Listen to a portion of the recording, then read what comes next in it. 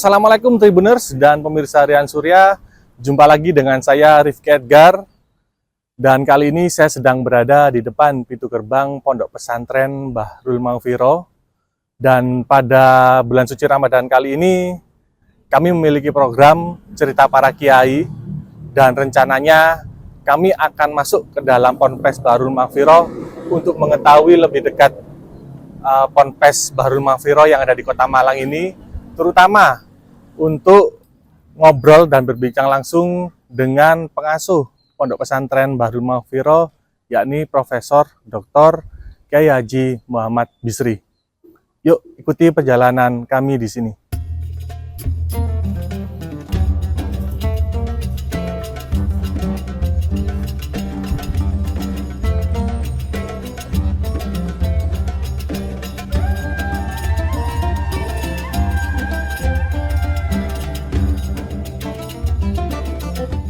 Assalamualaikum Tribuners dan pemirsa Rian Surya.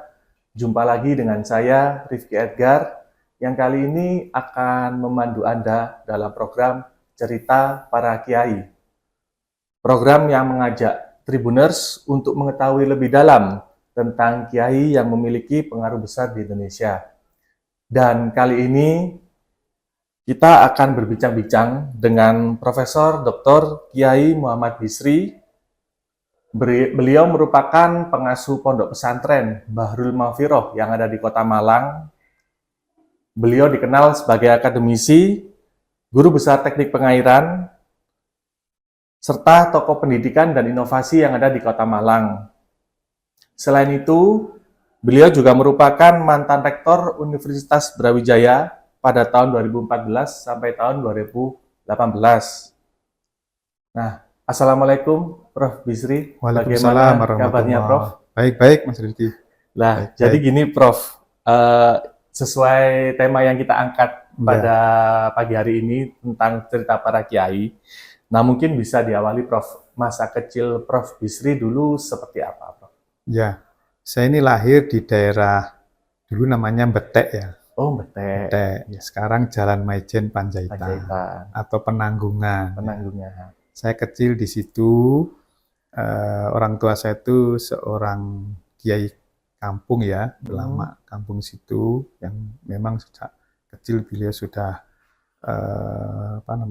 membimbing masyarakat dan seterusnya. Kemudian saya kecil itu kan saudara saya itu ada 9, jadi totalnya 10. Tapi saya ini sejak kecil saya tidak tahu diminta abah saya itu sekolah di agama. Oh, gitu. Sehingga saya SD itu dulu namanya SD Latihan 3 PGAN Jalan Bandung. Oh, di Jalan Bandung. Yang sekarang berubah jadi MIN, Madrasah Ibtidaiyah. Dulu itu sekolah saya. Jadi saya di PGA. Sampai PGA SD selesai sampai setara SMA, dulu namanya PGA 6 tahun. 4 tahun sama 2 tahun, bukan 3-3. Benar. 4 tahun terus 2 tahun, jadi 6 tahun sampai selesai SMA. Dulu saya memang diminta oleh abah saya untuk melanjutkan ke UIN. Tapi saya PGA yang 6 tahun tadi, yang setara SMP itu, saya kelas 3 PGA. Itu dibully sama teman-teman. Karena saya ini hobinya olahraga, main bola kan. Zaman dulu kan olahraganya anak muda kan main bola. Saya ikut main bola di klub Indonesia Muda, masih waktu IM ya Prof? IM. Nah, terus dibully sama teman-teman banyak di kampung. Sekolah PGA katik dadi mudin ta. Jadi dulu tuh saya diolok-olok sama teman-teman. Akhirnya nggak kuat saya. Pindah ke SMA. Tanpa pengetahuan orang tua saya dulu itu. Saya pindahkan dulu sekolah masih muda ya, tahun 70-an kan masih. Saya pindah ke SMA NU namanya. Sekarang Salahuddin. Oh, Salahuddin. Nah, dulu namanya kan SMA NU. SMA NU. Dari PGA kelas 3, saya ujian persamaan dulu, baru pindah ke SMA NU, terus berubah menjadi SMA Salahuddin. Nah, jadi kelihatannya bahasa itu ingin saya jadi orang ahli agama. Tapi saya ini melengkor aja. Jadi saya kecilnya sampai SMA, terus baru kuliah. Kuliah mulai tahun 79 saya masuk ke teknik Saya teknik, kenapa? Saya sebenarnya suka di manajemen ekonomi. Tapi waktu itu di UB belum negeri 100% kalau nggak salah. Saya masuknya masih berdasarkan ranking sumbangan. Saya masuk ke manajemen Fakultas Ekonomi. Karena orang tua saya kiai kampung, kalah sama ranking yang bayar tinggi-tinggi. Kami nggak lulus, saya kuliah ke Widya Agama ngambil ekonomi, manajemen, karena saya suka manajemen. Terus tahun berikutnya saya nyoba kembali ke UB, cari jurusan yang sepi. Golek ketemu teknik pengairan, saya juga ngerti ini apa ini. Daftar aja karena cari yang sepi peminatnya. Akhirnya keterima sendiri, jadi selanjutnya terus kuliah di teknik pengairan. Setelah itu saya tahun 96, saya ada teman saya pingin buat pondok pesantren. Nah, pondok pesantren ini.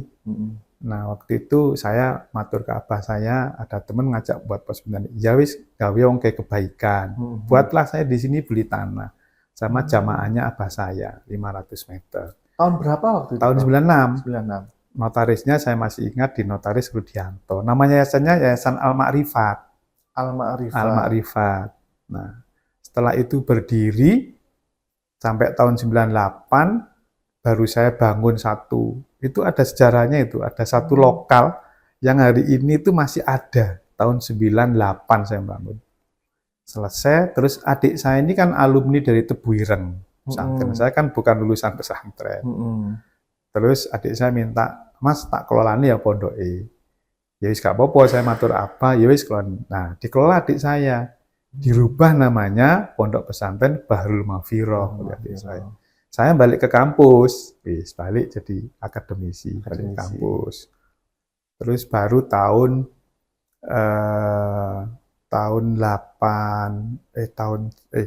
terus perjalanan saya jadi dosen muda, jadi doktor, profesor, terus saya jadi dekan Fakultas Teknik tahun 2013. Jadi dekan. Sebelumnya jadi ketua jurusan, jadi sekretaris jurusan lah. Bertahap ya? Bertahap. Terus saya jadi dekan 2013-2014. Dalam proses dekan ini, saya diminta teman-teman nyalonkan rektor UB. Rektor UB, akhirnya ya saya sebenarnya terpaksa aja nyalonkanlah jadi rektor. Menang. Terpilih. Tahun 2014, jadilah saya rektor Universitas Brawijaya sampai 2018. Tahun 2017, adik saya Sedo, Gus Lukman yang semula lahannya ini hanya 500, dikelola beliau sampai hampir 4 hektar, 3,8 hektar dikelola beliau. Tapi modelnya model salah bener. Betul akhirat tok istilahnya. Pokoknya anak-anak ngaji, puasa, riyadhah itu. 2017 itu beliau Sedo. Tidak punya putra. Nah, saya masih rektor. Nah, pengurus ke rumah minta supaya saya yang melanjutkan. Mengelola kembali. Sebenarnya kan saya yang ngelola awal. Ngelola kembali. Kemudian adik saya memang sebelum meninggal itu sebulan sebelumnya itu saya diajak keliling sini. Padahal selama ini saya tidak pernah ke pondok kalau nggak ada undangan penting. Memang saya sengaja supaya tidak ada 2 pimpinan. Nanti kalau saya sering ke sini, pengurusnya bingung, zamannya bingung, sing dadian sapa iki. Nah, saya memang sengaja tidak mau ikut-ikut. Baru 2017 sebelum Gus Lukman Sedo itu saya diajak pondok ini keliling. Saya lihat besar sekali. Nah, tapi bangunannya nggak seperti ini kan, masih yang bangunan kuno. Pendidikannya juga masih pendidikan ya. Akhirnya beliau bilang, Mas, habis ini bantu saya untuk ngelola pondok. Saya bilang, saya masih rektor, nggak mungkin. Ya setelah rektor tak bantu. Pokoknya ngotot saya suruh bantu. Nanti nek sore, saya dibuatkan ruang sama beliau. Di belakang sana, tak kena ruang Mas, saya cek ngantor. Bukan di sini ya, Prof? Bukan di sini, ini kan baru kali. Masih baru. Yang di bangunannya adik saya. Setelah itu sebulan beliau Sedo. Jadi itulah seperti wasiat ini pesan gitu, Prof. Pesan bahwa saya kelihatannya suruh ngelola ini melanjutkan melanjutkan. beliau ya. Akhirnya ya karena pengurus juga minta saya, akhirnya ya sudahlah saya kelolanya ini supaya nanti bisa mungkin lebih bisa berubah karena saya punya bekal akademisi, bekal birokrasi, bekal agama sejak kecil. Jadi kan memang suka hobi belajar ilmu agama. Karena saya di kampung juga jadi ketua tahlil, ketua tiba, jadi pokoknya anulah dianggap orang paham agama karena memang mulai PGA saya belajar ngaji, itu saya hobi memang sejak kecil itu tentang ilmu agama Islam. Menarik sekali nih Prof, cerita Prof mulai kecil sampai akhirnya menjadi rektor hingga akhirnya menjadi pengasuh Ponpes Harun Mafiro nih Prof. Nah Prof, kembali lagi ke masa kecil waktu itu. Siapa sih Prof yang membantu Prof untuk membentuk karakter atau cara pandang pemikiran Prof waktu kecil itu siapa Prof? Karena Prof kan juga memiliki hobi yang unik juga Prof ya? Iya, olahraga. Itu siapa, Prof? Jadi gini, kalau olahraga itu dipengaruhi lingkungan. Kebetulan olahraga di lingkungan tempat saya tinggal itu hobinya main bola, voli. Pemalang itu pasti voli bola itu, mana-mana bola, basket belum populer seperti itu ya. Itu sehingga saya ya dua kalau sore mesti main bola tiap hari itu. Tapi saya malam ngaji, saya memang dari abah saya. Jadi saya dibentuk karakternya tentang Islam itu dari abah saya juga ngaji ke abah saya. Ya, jadi saya ngaji tentang ilmu ilmu akidah gitu. Kalau saya ngaji Quran itu kan ada musola di tempat saya dekat musola, jadi saya ngaji Quran. Jadi kalau malam saya pasti kegiatannya agama. Kalau pagi sekolah, sore itu mesti olahraga. Kalau nggak bal-balan main voli, itu rutinitas saya. Sehingga karakter itu terbentuk olahraga karena lingkungan. Apalagi sekolahnya saya di SMA Salahuddin dulu juga olahraga yang paling menonjol kan dominan, terutama main bola. Nah, terus di rumah saya karakternya agama dibentuk oleh orang tua saya. Nah, ini juga menarik loh, Prof. Kan Prof juga menjadi seorang rektor waktu itu ya, terus juga mengasuh Ponpes. Nah, Prof, dalam membentuk cara pandang jenengan untuk membangun atau mengelola pesantren ini seperti apa, Prof?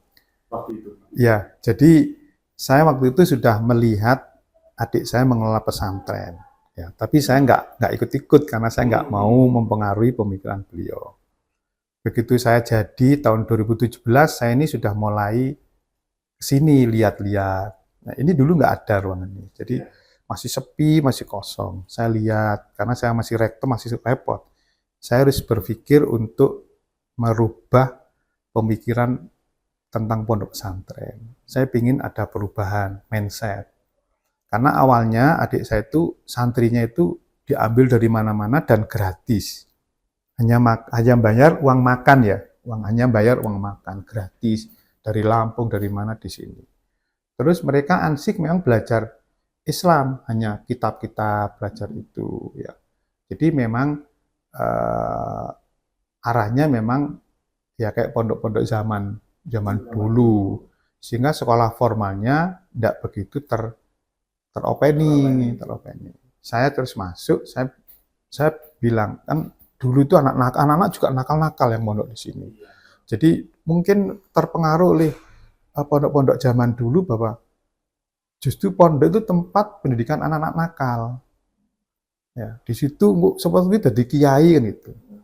Terus saya begitu di sini saya bilang nggak bisa, pondok itu adalah tempat mencari ilmu agama Islam dan mengamalkan. Bukan penitipan anak-anak nakal. Anak nakal itu kewajiban negara loh, saya bilang gitu. Kalau sebagian ya bolehlah, tapi kalau semua nakal terus seperti apa Islam nanti? Ya nanti ada yang jadi, ada yang enggak itu gimana? Dia mondok tapi nakal. Ya saya rubah mindsetnya bahwa pondok itu tempat orang mencari ilmu agama Islam dan mengamalkan. Sehingga kita harus ada saringan. Jadi itu mindset saya rubah dulu. Nanti saya nggak mau harus yang pondok sini harus ada seleksi. Nah, terus kedua tentang pondok ini, saya bilang pondok ini juga harus mengakomodasi orang ilmu-ilmu yang bersifat praktis untuk bekal dunia, ilmu kauniyah, tidak hanya ilmu syariah. Jadi kan di banyak pendapat ilmu dibagi dua, syariah dan kauniyah, ilmu duniawi dan akhirat. Saya bilang, sebenarnya ilmu dunia itu juga bisa jadi ilmu akhirat. Karena Allah itu menciptakan manusia untuk menjadi khalifah. Wa idza qala rabbuka lil malaikati ja'alna fil ardi khalifah. Kita jadi khalifah, kita jadi khalifah, wakil Tuhan mengurusi bumi. Nah, ilmu agama itu kan nggak cukup. Harus ilmu umum. Kalau nanti kita nggak bisa ilmu umum juga, nanti orang Islam ketinggalan. Masa orang Islam nanti nggak bisa mayungi bumi, nggak mesti dunia. Karena dia malah ke dunia Islam harus terus memayungi dunia. Sehingga saya berpikir ini Islam harus dibawa ke pendidikan yang tinggi. Karena Al-Islam ya'lu wa la yu'la alaih. Islam itu agama yang tinggi, jadi standarnya harus tinggi. Ya mungkin saya kebiasaan berpikir akademis ya. Ya. Harus standarnya tinggi, jangan Islam itu standarnya rendah, nanti diketawain saya bilang itu. Makanya saya di sini punya tagline, di sini pondok ini harus mengelolanya ikhlas dan profesional. Tidak hanya ikhlas tapi profesional. Jangan profesional tanpa ikhlas, ini nggak jadi ibadah. Jadi ikhlas dan profesional. Profesional itu ya jadi standarnya tinggi. Prof, jadi ini arahnya ke ponpes modern ya, Prof ya? Bisa Kalau dibilang seperti itu, Prof, iya, atau seperti apa? saya sebetulnya tidak modern ya. Islam itu memang menaungi zaman. Islam itu agama yang menaungi zaman. Coba bagaimana Islam menaungi orang ibadah di Kutub Utara. Bagaimana Islam itu hadir menaungi kehidupan di Amerika. Bagaimana Islam itu di pedalaman di Papua. Jadi sebetulnya kan Islam itu ya tidak modern, ya pokoknya dia menaungi Harus zaman. menyesuaikan. Iya, rahmatan alam, dia naungi terus di mana-mana. Jadi dunia harus menyesuaikan Islam yang membimbing. Islam membimbing bagaimana kehidupan mengabdi kepada Allah itu kalau kita kondisi di kutub. Bagaimana membimbingnya Islam itu. Jadi apakah itu modern? Enggak juga kan. Sebetulnya ya itulah posisi Islam. Karena Islam ya'lu wa la yu'la alaih. Islam itu agama yang tinggi, yang rahmatan alamin. Dia menaungi segala zaman dan sekolah tempat. Ya, jadi jangan terus kita ini beringin Islam itu kayak di hanya Arab Saudi loh lah. Terus yang di kutub gimana? Yang di Papua gimana? Yang di daerah enggak pernah ada enggak pernah tenggelam Swedia, di gimana? Itulah hadir, sehingga saya bilang kondisi ini pun ini bukan modern, tidak modern. Islam harus seperti ini, standarnya harus tinggi, bukan mewah loh, tinggi standarnya. Jadi kita juga harus bisa mengikuti perkembangan zaman ya? Iya, Islam nanti menuntun zaman. Gimana hukum orang nonton bioskop, kan itu dituntun oleh Islam. Bagaimana hukum kita ke mall, itu kan dituntun Islam. Bagaimana hukum berbisnis, bagaimana hukum tanaman kita menanam, mengolah hutan. Itu Islam harus hadir menaungi semua itu. Jadi tidak hanya sekedar Islam itu ta'abud, hanya ibadah aja. Ibadah itu kok hanya sholat aja. Jangan ta'aluk, hanya berpikir, tapi tahaluk jadi budaya. Ya. Prof, kurikulumnya Prof, di Ponpes ini juga mengikuti perkembangan zaman, Prof. Karena setahu saya dulu waktu pernah liputan di sini kan ada laboratorium digital dan AI ya, Prof. Ya. Seperti apa, Prof? Jadi gini, saya yang ilmu akhirat, ilmu syariah, saya ngikuti sanatnya Tebu Ireng. Jadi kami dengan Gus Kikin sudah kerjasama MOU bahwa sanad ilmunya adalah Tebu Ireng, karena adik saya alumni Tebu Ireng. Dan banyak pengasuh ini yang alumni Tebu Ireng. Sehingga kitab-kitab kuningnya ya sama lah. Bahkan penasihat pondok sini sekarang lagi ngajar di Tebu Ireng. Ngajar tentang Taskeh Bukhari kalau nggak salah. Hadis Bukhari. Jadi kami ke sana. Kitab kuningnya ya kita sudah mendalam lah ya, sudah normal seperti pondok-pondok yang dulu. Nah, sekarang saya tambahi ilmu duniawi, ilmu kauniyah walaupun itu praktis, tidak masuk kurikulum terlalu ansih. Ya. Yang saya masukkan karena gini, orang kepingin sukses itu pakai ilmu. Sukses dunia harus pakai ilmu, sukses akhirat harus pakai ilmu. Berarti kita harus pakai dua-dua ilmu ini, nggak bisa hanya ilmu akhirat. Nanti dunia kita terlantar. Tidak bisa hanya duniawi, nanti rugi di akhirat. Dua-duanya, walaupun mungkin porsinya bisa beda. Nah, beriringan. Ya, contoh aja ini contoh ya. Contoh anak-anak ini di sini wirausaha tentang pembesaran lele. Nah, biasa pondok kan begitu.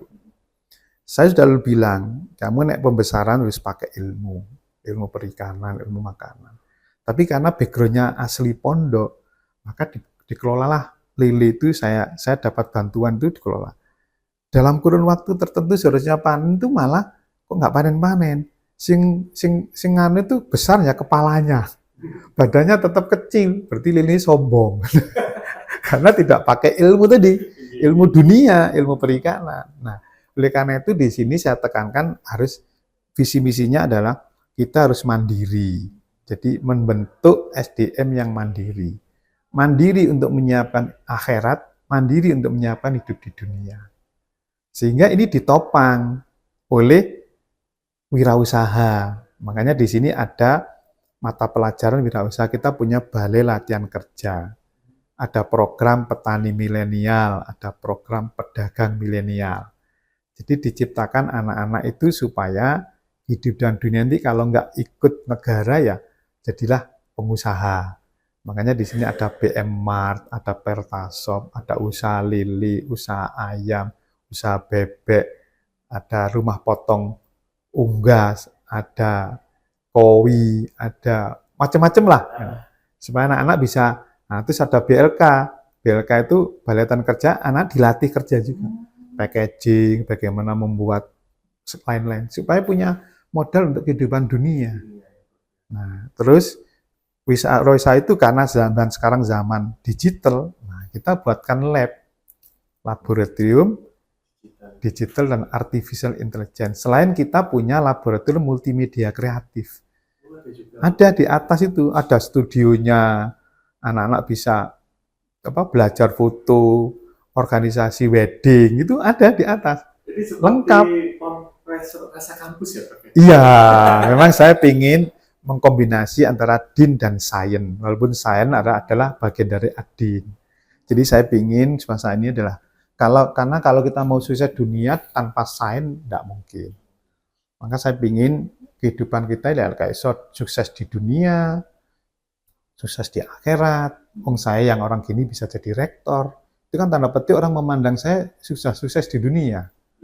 Memandangnya ya, kalau saya kan biasa aja, itulah tugas manusia memang ya.